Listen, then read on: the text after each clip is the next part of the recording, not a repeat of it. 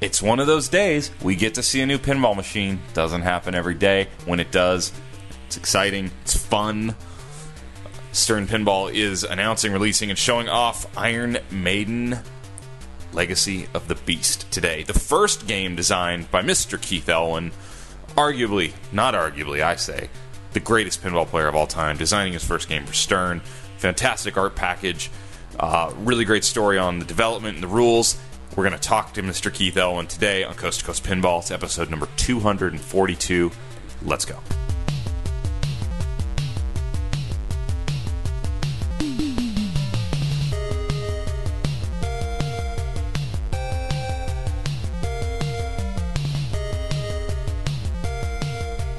Welcome to Coast to Coast Pinball. My name is Nate Shivers. This is a podcast, a commentary of a man out of quarters.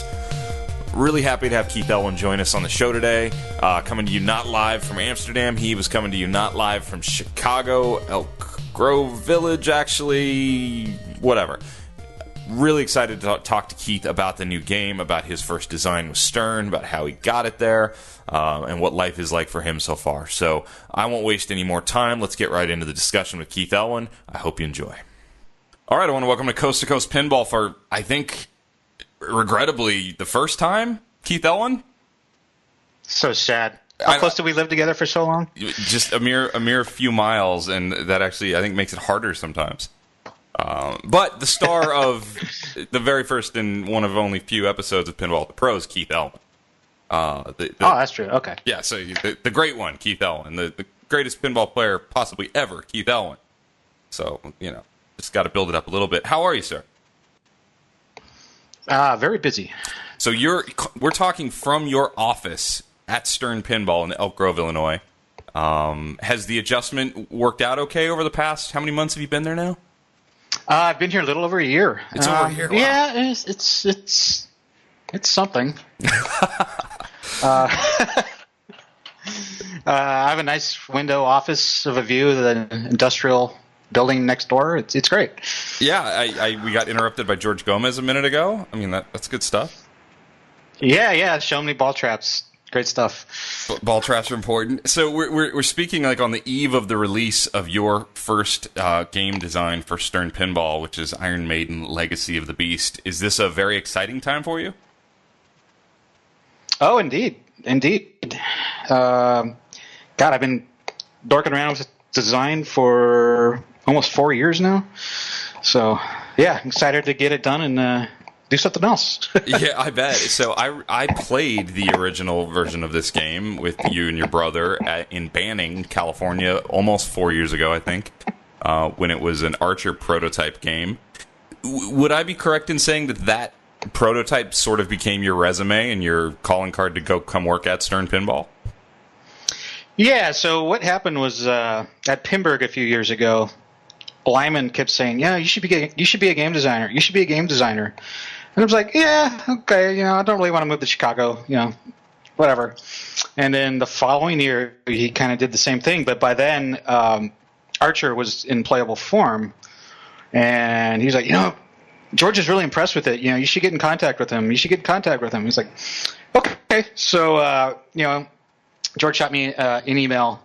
He's like, "Hey, why don't you come out to Expo and we'll talk?" So that's what happened. And then, they made me an offer I couldn't refuse. So here I am. And you survived a winter in Chicago, I guess? Or you're still in the middle of it, maybe? Nothing. The only thing I really miss about San Diego are the topography, the hills, the beaches, the mountains, Chicago's here it's just all kind of flat, yes. Amsterdam, too. I actually said that the other day. Somebody I was talking to said they'd like to go hiking, in the Netherlands. And I laughed and I said, "You've never been here, have you? There's nowhere to hike. It's flat." That's when people tell me, "Oh, there's some great hikes there." You mean nature walks? Oh, yes, we have those. But that's not what I consider a hike. So, Iron Maiden, this theme has been tossed around almost as long as you've been working on the playfield design. How did the two get married? So you brought your Archer, playfield design, and eventually it got hooked up with Iron Maiden. How did that happen? When I was originally hired, George wanted me to do Guardians of the Galaxy, but I couldn't get out here in time, so he's like, "Well, how about Iron Maiden? And then I was, I love the artwork. I never really listened to the music that much, so I said, let me think about it. And he said, "You'll have Jeremy Zombie Yeti," and then that kind of sealed the deal. I was like, "Okay, I'm in." Yeah, it's cool. I did a bunch of research on. He did an amazing job. They are a visual band. That's why I think that I actually talked to Gary a long time ago. We were just doing the whole, hey, what about this? What about this? And he said to me, Iron Maiden. And I said, absolutely. And he goes, really? And I said, oh, man, the visuals of that band, I think, lend themselves to this.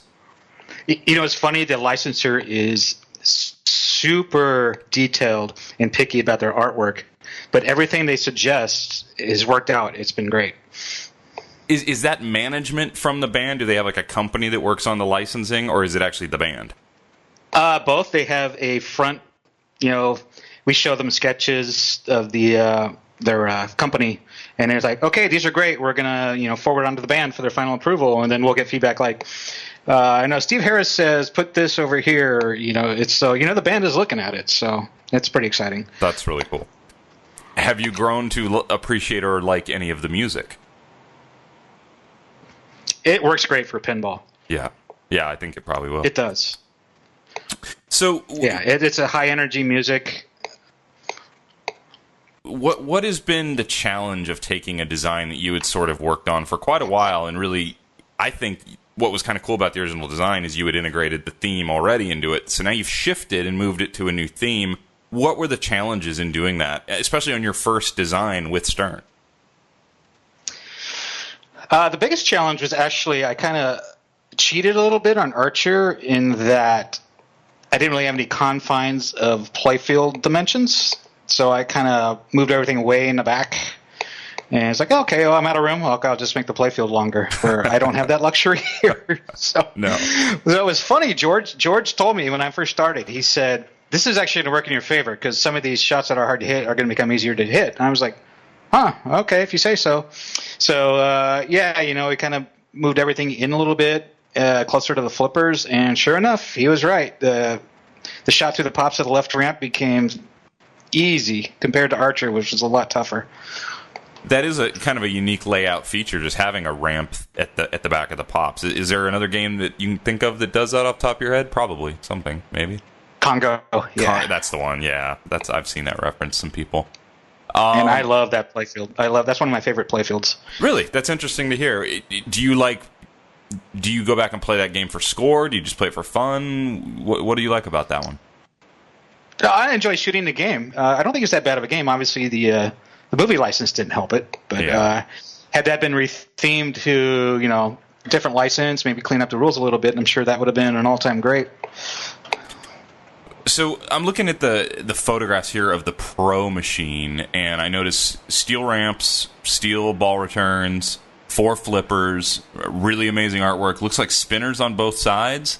2 spinners. Yeah. We got a set of sweepable drop targets in the middle. 2 loops.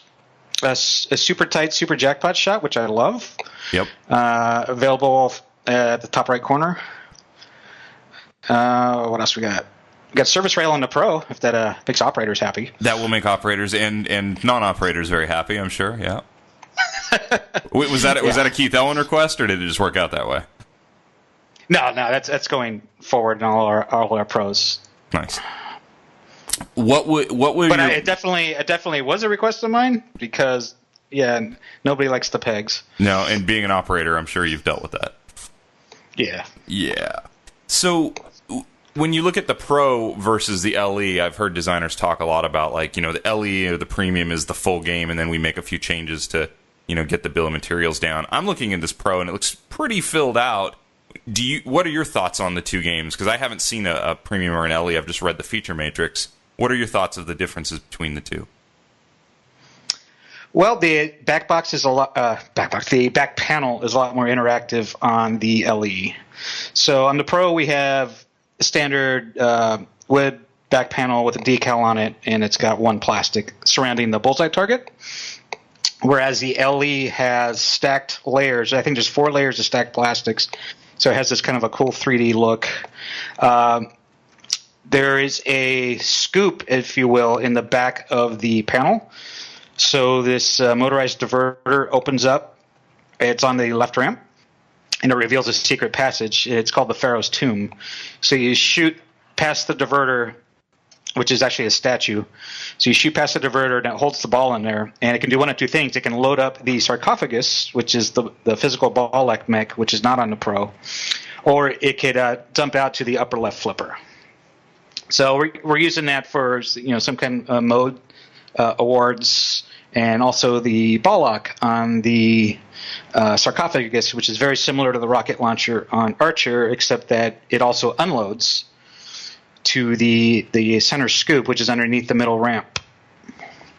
Very cool. So I got to say, the takeaway for me when I'm first glancing at this, and anybody listening to this will have already seen the playfield, I think that it's fair to say that a lot of the designers in pinball nowadays have some of their kind of go-to ideas. And when you were hired, a lot of the talk was fresh blood, a young guy, a new designer. Hopefully he'll bring something new. And I think just by default, looking at this, it's obviously a different looking layout for Stern. What are your thoughts as a player looking at this game that you designed versus all the rest of the games you've ever played? What did you kind of put into it to do something different?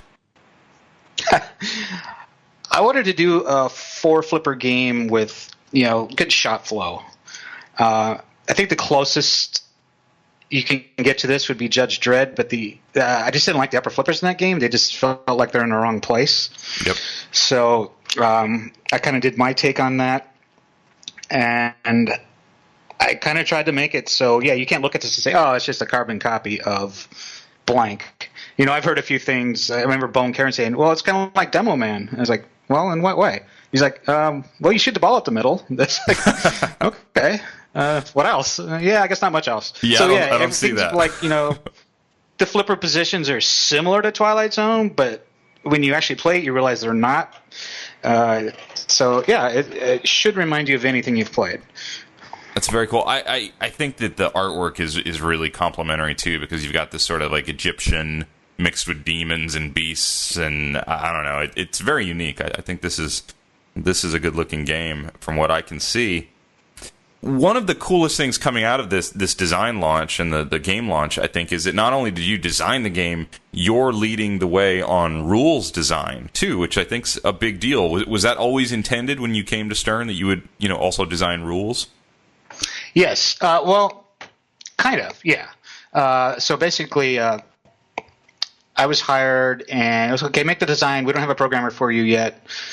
Just because I had to convert everything to the software we use here, so that took a few months. And then by the time we were getting ready, we were like, well, we're going to add some more programmers. And so he said, we have these couple guys. Who are you interested in? So we went with Rick Nagel. Based on his slot machine experience, and he's worked at Midway Games. And he was highly recommended by Dwight, saying he's really fast and efficient. So we hired him towards the end of summer, and sure enough, man, he picked up on it quick. He's got the code way up there. We're looking at, if not 1.0 for launch, then 0.98. We're that close. Wow, that's great to hear. Talk to me about the game. So what is the concept? What are you trying to do as you play Iron Maiden here? What's the story, if you will? So the story is basically it's based on the Legacy of the Beast world. I know everyone on Pinside was talking about the video game, but it's actually the comic books. So what it is, you're trying to receive your soul shards that the Beast has stolen from you. And the way I did it was, the modes themselves are based on the song lyrics. So, such as Aces High, you're suddenly in World War II, and you're in the cockpit, and you're fighting these airplanes. And the way it works is, you lock on. So I'm using that bullseye target, which he's got an outer ring, middle ring, inner ring. So you lock onto your target, and then you shoot the bullseye target. And however accurate you are shooting the bullseye target, that's how much damage you do. And then there's the Fear of the Dark mode, where most of the GI turns off except for one string, and you're shooting spinners to the spinners are worth a lot of points during this mode, and you're trying to turn the lights back on. So each mode that I did is pretty much based on the lyrics of these songs that we chose. That sounds cool. So you're collecting your soul shards. What's the progression like? Is it like 6 modes to a wizard mode or something similar? So there's a base game rule of the power features, and the power features are pops, spinners, ramps, orbits, and targets.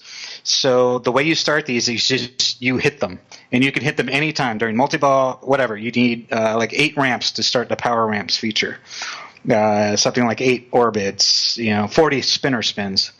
So once you do that, you start what's called a power feature. And then once you start shooting the ramps, orbits, spinners during the power feature, it goes into this little bank of points that you see displayed in the corner. And then when you finish each one, that gets multiplied. And you can cash this in any time on the power orb shot, which is a target kind of below the pop bumpers. So it's kind of risk-reward. The more you finish before you collect it, the more it's multiplied. But if you drain out, you lose your multiplier. Is that power up shot different between the pro and the premium? Was that one of the bullet points I read? Yeah, on the LE it's a Newton ball. On the pro it's a stand-up target. Gotcha. Talk about playfield multipliers. That's kind of been something we see a lot of the rules lately. There's some emphasis on those. How are they put to work in your game here? So there are 4 stand-up targets with an X in front of them, and they're kind of scattered all out the playfield. So you shoot each one of those. You will light your playfield multiplier, but not start it. And so you can one of the in lanes is lit to start it, and you can control that with the flipper. So you can either start it at 2x, or you can try to knock out another set of stand-up targets to make it 3x. Any additional sets of targets you complete before you activate it will add more time. So it starts off default 20 seconds, and then if you shoot any one of the stand-up targets during the playfield multiplier, it'll add 5 seconds on. So it's I guess the only really unique thing about it is you can control when you activate it. That's cool. Did you have any rules in your back pocket? I mean, you're one of the most decorated pinball players competition-wise ever. Have you had some things that you thought, if I ever built a game, I would do this with the rules? Yeah, that's what I did with the power features rule. I wanted a rule that encompasses everything on the playfield that all ties together somehow. Yep. So when you complete all 5 of these objectives, you get what I call a micro wizard mode. And so once you complete the micro wizard mode, then everything that, it all increases in value. All the pops, all the spinners, the ramps, everything kind of goes up in value a little bit. So it was my goal to make a game where you don't shoot something and get nothing. To me, that's a ripoff. Yeah. It's like, hey, I shot this ramp. What does that progress? Nothing. Nothing. You just shot a ramp. Huh. And one of the more unique features also is the way the combo system works, whereas you cannot repeat a combo. So you cannot repeat a shot, but the caveat is there's no timer. So I can shoot left ramp, right ramp, pass the ball over, take my time, and then, shoot into the orbits, and it'll keep the combo going. And the values are exponential. They start off pretty low, but if you can manage a 6-way combo, which is the maximum, it's worth a lot of points. So you just can't shoot one of the main shots again? Yes. Will that end the combo? I can't shoot left ramp. Yeah, it'll end the combo. And there's also something called a death blow, which is a special way you can end the combo. There's certain targets that will be secretly activated when you're in a combo. So if I have a 3-way combo and I shoot the Newton ball, they'll give me what's called a death blow. So it's a way of like, hey, either I messed up or I can't continue this combo anymore, so I'm just going to cash it in. Very cool. What is the utilization of the screen? How's that worked for you as far as like building the game, integrating the theme? Has that had a major effect on your thoughts of how you've looked at the rules and the way it shoots? No, not really. This is more of an old school. If you like 90s games, you'll like this game. The screen, it's going to show whatever you're shooting on. It's not going to show you, it's not like going to be an interactive DVD player. It's going to show you some looping background. Then you shoot a shot, it's going to show you an award screen, and then it's going to go back to the looping background. It's very 90s in the way it's incorporated. Nice. What was your biggest surprise in, working with rules so far, where you wanted to do something, or maybe you didn't know you could do something, and you thought, oh, wow, hey, look at this? How hard it was to define shots when you don't have room for switches. So, so we have the back of the game is so complex because not only do we have this bullseye target back there, we have 2 up posts, we have like 3 intersecting orbits that all come together in the same place. And then when it's time to put any switches in, you're like, wow, I don't have room for a switch, so I got to use the spinner and a switch on the other side of the playfield. And then, of course, and then it gives the programmer a nightmare. He's like, well, what if the spinner's still spinning? And then you hit another shot which triggers a switch. So, yeah, Rick was pulling his hair out for about a month to get everything working the way it should. Yeah. So a lot of credit to him. So with 2 up posts, God, if we just had one more switch, this would have been so much easier. And I was like, I know, sorry, you just didn't have room. No room for it. That's awesome. Having 2 up posts, are you using those in a bunch of different ways, or is it kind of just simply, cutting off the orbits? I'm using them in so many ways, Nate. Talk about it. I'd love to hear it. Okay, so there's both flippers have loops that can feed back to that flipper. So the post can be used to divert the ball to the other flipper. It's also being used as kind of a virtual lock for Trooper Multiball. It's used when Super Jackpot's lit in the upper right. So if I shoot the left orbit, it'll divert to the upper left flipper so you can shoot that shot. On the Pro, it's used for the Tomb Award since there's no physical tomb on the Pro. So that's kind of an additional ball lock mechanism. Nice. And if you shoot the bullseye target, you can bring both of them up and hold the ball back there to show whatever you need to show. So they're used a lot. That's cool. Can you shoot? I'm looking at the layout here, and I see you can shoot the kind of the left orbit there from the upper right flipper. Is that shot makeable from the lower right flipper, or probably not with the bumper in the way? Yes. It is. Okay. Are you talking about the left orbit?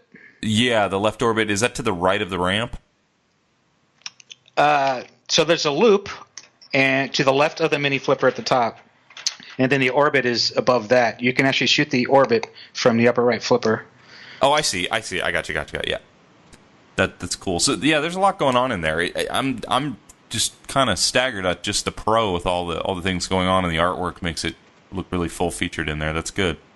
Are there going to be any devil horns inserts that won't get coded for 4 years? No, all our inserts do stuff. Oh, okay. Sorry. I was told by somebody at Stern who would know that those were not going to be used, and then eventually I think they were going to be used. But that's okay. Speaking of, did you consult with Lyman at all in this game as you worked through it? No. Stay away from my game. Lyman's nose deep in Batman. So yeah. He comes and plays my game, tells me he's going to buy it because he likes it. But yeah, other than that, no, he does not really that much. We have this Mike Vinicor, our software tester. He's really good with rules too, and him and Lyman are always powwowing. So yeah, that's pretty much. I'm imagining. And now that Tim Balls is here too. Yeah. That's good stuff, Tim Sexton.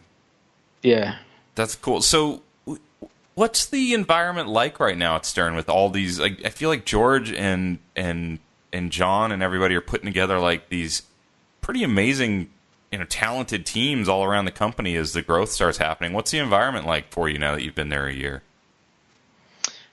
It's great. We have the engineer for our game. His name's Harrison. He's 23 years old. Wow. He's very smart. He's like looking at this stuff like, oh, the pinball, this is great. I love it. He tries to design these mechs with cost and accessibility in mind, and that's great. Who else we got? Tim just got here. He's, kid in a candy store, picking everyone's brain. Like I said, Mike Vinicor, who's hired right up at the same time as me. Yeah, he's always coming in with rule suggestions and stuff. I don't know what the environment was before I got here, but I know George is trying to change it to get more actual pinball people in here. Yeah. And, less of a 9-to-5ers. They got rid of a couple people and brought in some new passionate people, and I think you're going to see big changes. That's cool. This is exciting. I'm pretty thrilled. How is playing in competitions now? I watched you on the stream over the weekend there in Chicago. Hey man, you went a long way. It was a good day that Josh pulled one out. Yeah, he did. It was just I was so exhausted because we have a product validation run, which is basically me on the assembly line, teaching the workers how the games go together. So I was coming in at 6 a.m., leaving at 6 p.m., on my feet all day, all week, coming up to the circuit final. And I told my girlfriend, I was like, I don't want to do this. I'm so tired. She's like, no, you got to go. I'm so tired. Oh, okay, fine. So I went. By the time I got through the first round, I was awake. I was caffeinated, and it was fine. I played okay. Are you finding it any different to go play pinball for fun now that it is? I mean, it was already kind of your job, but now it's really, really 12-hour days of staring at pinball machines. Is it changing your perception at all?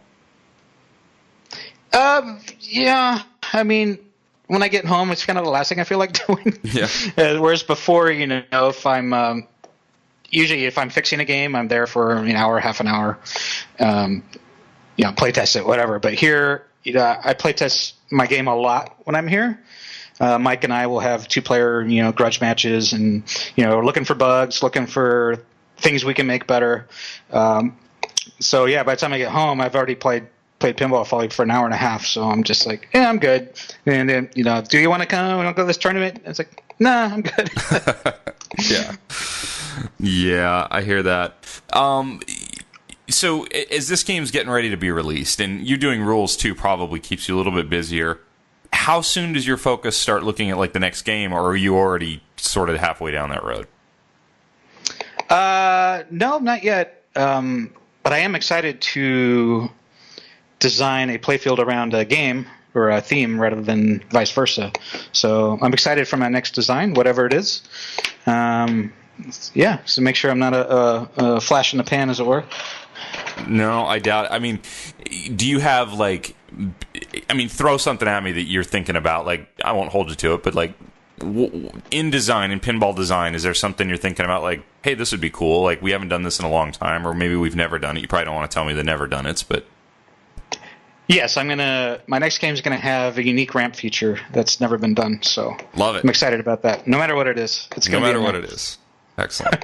Do you have a list of themes that you're itching to do? Oh yeah. I loved movies in the late 70s, 80s, anything in that era. I love the cheesy action flicks, the mid 80s, anything Arnold. Die Hard was probably my all-time dream theme.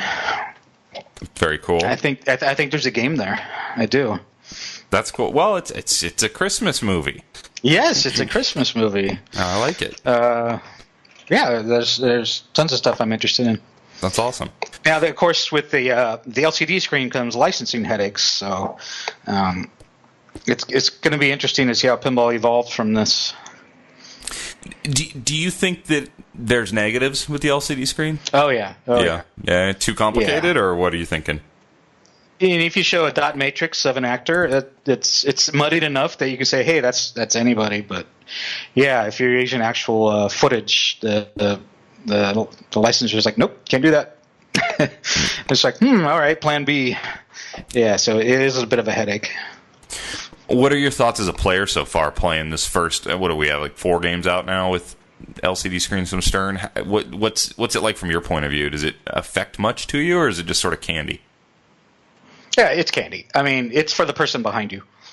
Yeah. I mean, I can glean all the information I need. If I'm playing Walking Dead, I got all the information I need on the DMD display. But for the person behind me watching, or trying to attract people to pinball, you're like, ooh, what is that? Sure. It looks very outdated. So it was necessary, and definitely gives us a lot more flexibility on showing timers and whatnot on the screen.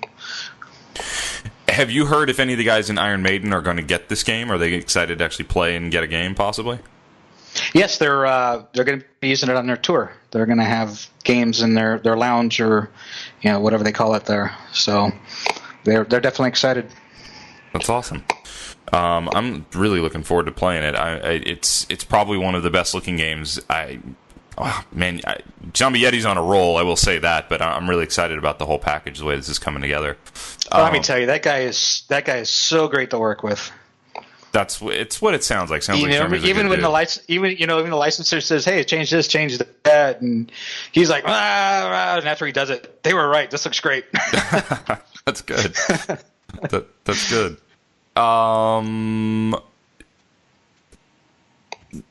So, what's a day-to-day like before you get to this playtesting? When you're designing the game, are you working in CAD? Are you working physically more? What's sort of the design like for a modern pinball game for Keith Ellen at Stern? Yeah, you kind of picture it, you put it down in CAD, and if there's something you physically need to test, they will cut you a whitewood with just a test fixture whitewood. Like if I want to see how this ramp shoots with the ball guide next to it, so they'll build you that, and you can try that out. And then once you like that, then you just kind of lock it in. The real downtime is between the handing off the CAD and the whitewood being built. So that's really much the only time you get to relax and enjoy yourself, because once the whitewood's here, then you got to make all kinds of changes. Then you got to start managing the software team and the LCD team, the sound guy. It's just the stuff you don't think about when you're designing a game. It's like, hey, you got to manage a team of people with it. You got to deal with the licensing stuff. It becomes more than a full-time job. So the time between, enjoy it. That's all I can say if you're going to be a future designer. Did you already know how to work in CAD, or are you learning it, or does somebody else handle that for you? I don't know how that works. Yeah, I've been doing graphic design for a while. Basically, I just had to learn the software we use here, which was pretty much the same. So it was no big deal. Nice. All right, very good. Is there anything we're forgetting to talk about? This is a pretty big launch. I'm really excited. This is the first Keith Elwin designed game, and I don't know. Congratulations to you, because for as long as we're into pinball, which will be forever, I'm hoping, people are going to look back at Iron Maiden, Legacy of the Beast, and say, "Oh, that was the first game that Keith Elwin designed." Well, I hope so. I hope I'm not one and done, but yeah. I'm looking forward to doing this again. Yeah, well, congratulations, Keith. I'm really happy for you. I wish you a lot of success with the game. Can't wait to play it. Are you playing in Pinburg this year? Yes, I am. I hope I see you and don't play with you. That is what I will say to that. Oh, I hope I get matched up on my game against you. It'll be a blast. Oh yeah, it'll be great. Awesome. Had it happen. Had that experience already. So good times. Well, hey man, I can't wait to see you again in person, and good luck with the launch, and I wish you the best. All right, thanks a lot.